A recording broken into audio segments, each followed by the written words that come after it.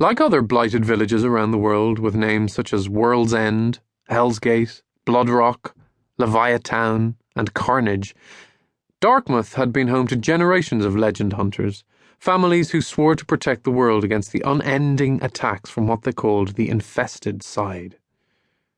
Except the attacks did end. Mostly. Each year had brought fewer reports of humans captured or killed by legends, and of legends captured or killed by legend hunters.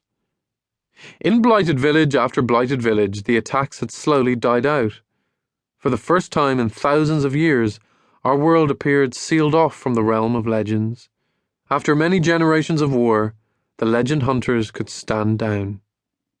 Except for one village, one family. "You were fine," said Finn's dad breezily. "I had you covered the whole time." "That thing almost killed me." "You know I would never let that happen."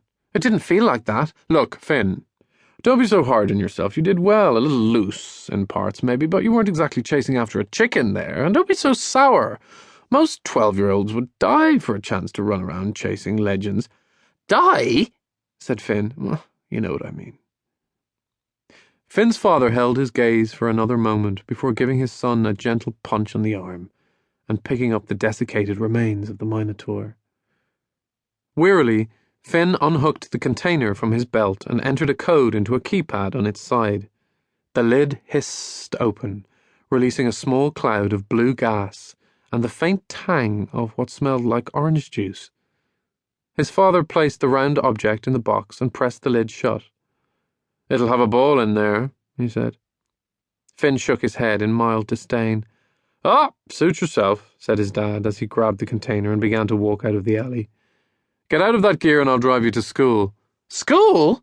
Seriously? How am I supposed to go to school after that? I'm not going. I'm just not."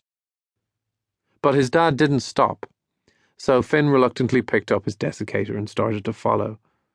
A glint of light in the rubble caught his eye, a tight curve of crystal lying where the Minotaur had been desiccated.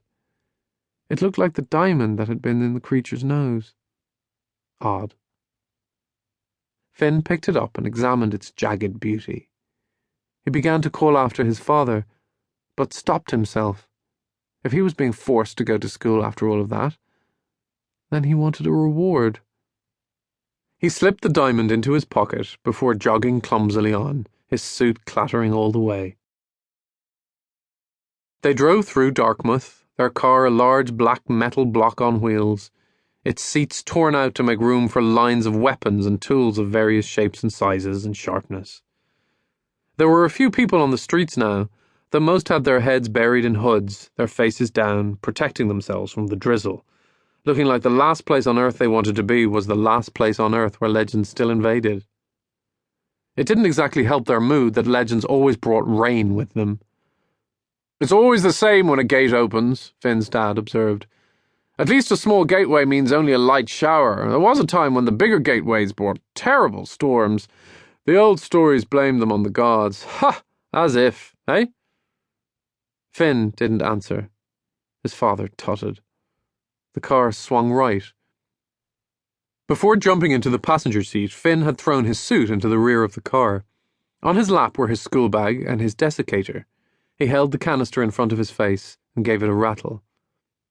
"It never ceases to amaze me, that trick," said his father. Finn felt a spark of sympathy for the creature trapped in there. From the outside, the only evidence that a desiccator net's victim might once have been something living was the way the exterior of the resulting ball was coated in whatever the creature had been wrapped in originally.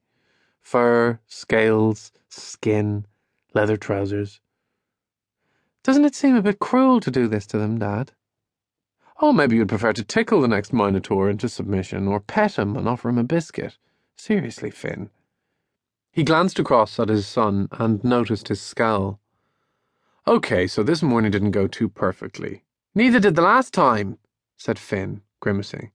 "Yes, but or the time before that. My point, Finn, is that you are learning," said his dad. "I was the same when I was your age. Did I ever tell you about the time Yes," said Finn with a sigh, and the